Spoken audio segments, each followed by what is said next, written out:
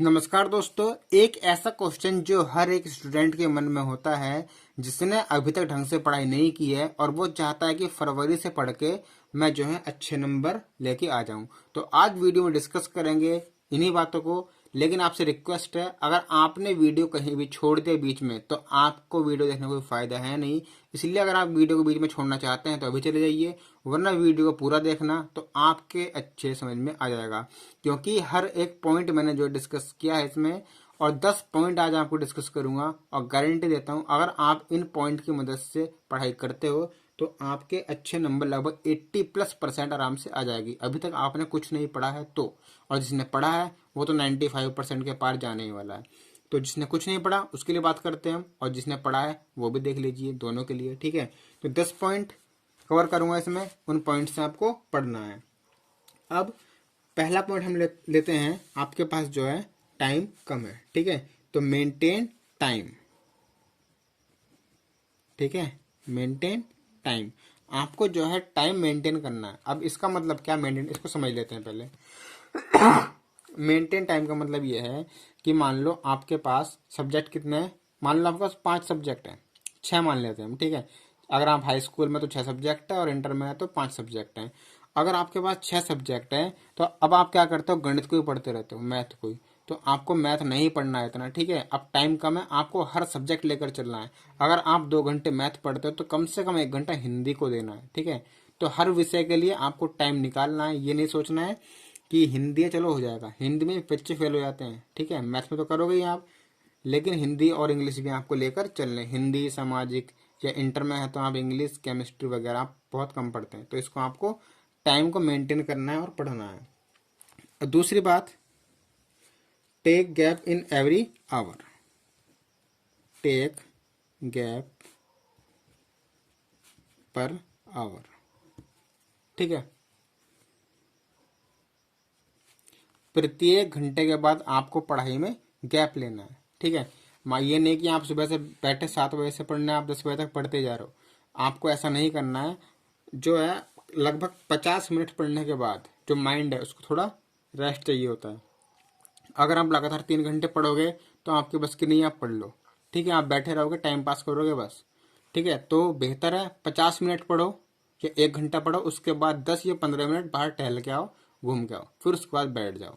ठीक है, तो ऐसा करने से आपका माइंड जो है थोड़ा रेस्ट हो जाएगा और आपको अच्छे समझ में आ जाएगा। बात करते हैं तीसरे पॉइंट की। तीसरा पॉइंट हमें लिया नो डिस्टरबेंस। ठीक है, नो डिस्टरबेंस का मतलब है आपको कोई डिस्टरबेंस नहीं होना चाहिए, या आपको फोन साइड में रख के पढ़ाई करनी है। फोन से पढ़ाई बहुत ही कम बच्चे कर पाते हैं, इसलिए फोन को आपके साइड में रख देना है, बिल्कुल एकांत में। ठीक है, अगर आपके पास एकांत नहीं तो दिन में सोइए और रात में पढ़िए। रात में जो है पढ़ाई काफ़ी अच्छी होती है। ठीक है, तो रात में, मैं भी रात में ही अक्सर पढ़ाई करता रहता हूँ, क्योंकि दिन में जो है एकांत माहौल नहीं मिल पाता, शोर शराबा बहुत होता है। तो यकीन मानिए, अगर आप एक दिन करके देखिए ऐसा। ठीक है, रात में पढ़िए 11-12 बजे तक, आप चाहे दिन में सो जाएं। ठीक है, तो ये आपको नो डिस्टरबेंस होना चाहिए। चौथा पॉइंट हमने लिया है नो कोचिंग, नो स्कूल। ठीक है,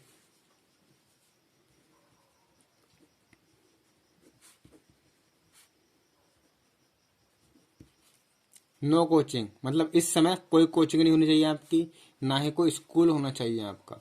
अगर स्कूल में कुछ ज़्यादा अर्जेंट है तो जाइए, वरना आप अपने घर पर ही पढ़ाई कीजिए। क्योंकि कोचिंग में जितना होना था वो सब हो चुका, स्कूल में जितना पढ़ाना था वो सब पढ़ा दिए।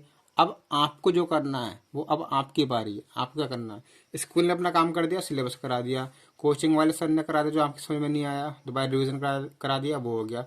अब जो स्कूल और कोचिंग में पढ़ा है आप घर बैठ के वो रिवाइज करना है, सेल्फ स्टडी। कोचिंग बंद कीजिए और स्कूल भी बंद कीजिए। कोई अर्जेंट है स्कूल में तो 1 आध दिन के लिए चले जाइए, वरना अपने घर पे ही पढ़ाई कीजिए, क्योंकि ये टाइम जो है सेल्फ स्टडी का है। तो अगर आप ऐसा करते हो तो आप अच्छे नंबर आराम से पालोगे। अब पांचवी बात करते हैं सैंपल पेपर।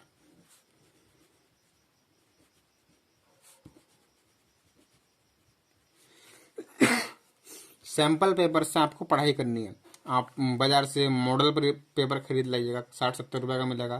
तो मॉडल पेपर में जो है इस बार जो 30% सिलेबस कम हुआ है वो आएगा।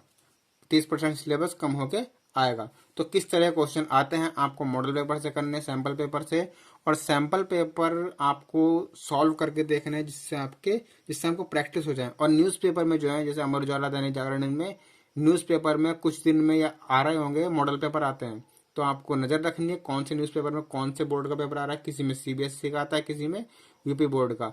तो आपको ध्यान रखना है और उन पेपर्स को सॉल्व कर लेना है, उन्हीं में से ज़्यादातर क्वेश्चन आते रहते हैं। तो छठी बात करते हैं, tough subject read in morning.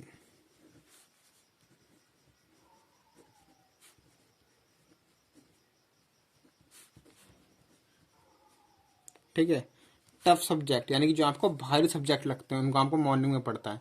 काफ़ी सारे बच्चे अगर 10th क्लास के हैं तो उन्हें विज्ञान बहुत भारी लगता है, ठीक है, किसी को अंग्रेजी भारी लगता है, और अगर कोई इंटर का है उसको केमिस्ट्री बहुत भारी लगती है, फिजिक्स बहुत भारी लगती है।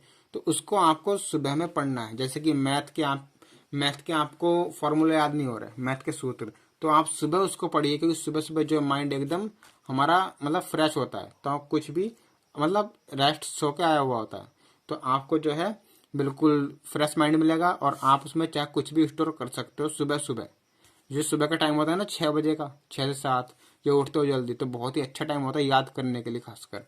तो याद करने वाली चीज़ जो हमको टफ लगते हैं, फॉर्मूला याद करिए, सूत्र याद करिए, वो सब आप मॉर्निंग में याद कर सकते हैं। सातवां,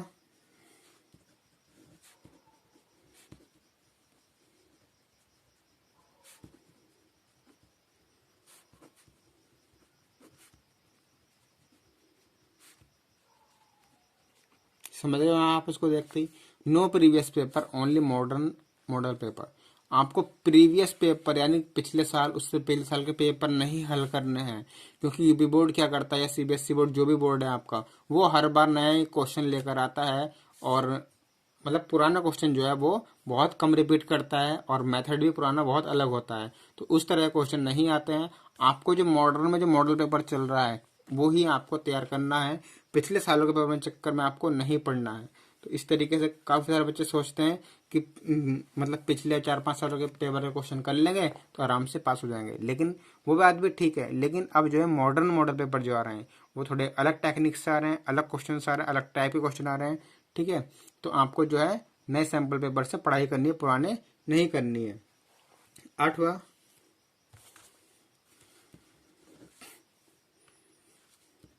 एकांत में पढ़ना है आपको, एकांत में पढ़ें, यानी कि जहाँ पर ज़्यादा शोर शराबा ना हो, लगभग तीसरे पॉइंट से मैच करता है। ठीक है, आपको एकांत में पढ़ना है। ठीक है, घर वालों से कह दीजिए कुछ दिन के लिए हमें थोड़ी छूट दीजिए, पढ़ने के लिए हमारा पेपर है, बाद में आप कुछ भी करा सकते हैं। अगला 9वां पॉइंट हमारा है स्लीप लेस स्टडी मोर।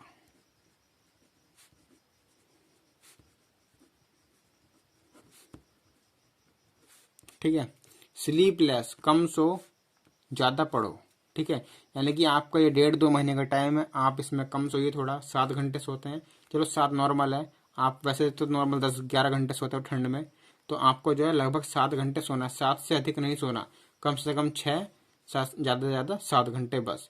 तो थोड़ा कम सो रहे हो 2-3 महीने, बाद में चाहे आप पूरे दिन रात सोते रहना, क्योंकि यही 2 महीने हैं जो आपके फ्यूचर को डिसाइड कर सकते हैं। ठीक है, आपके मार्क्स अगर अच्छे आ गए तो आप कुछ भी कर सकते हो। तो कम सोइए आप और ज़्यादा पढ़िए।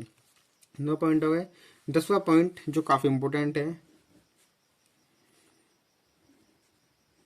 एक विषय को अधिक समय ना दें।